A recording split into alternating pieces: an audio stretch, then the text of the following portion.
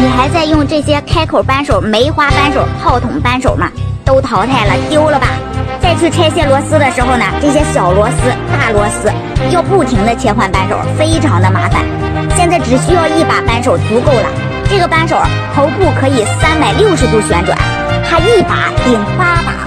不管是拆小螺丝，横着拆、竖着拆，360度都可以拆，还是拆个大螺丝都非常的好用。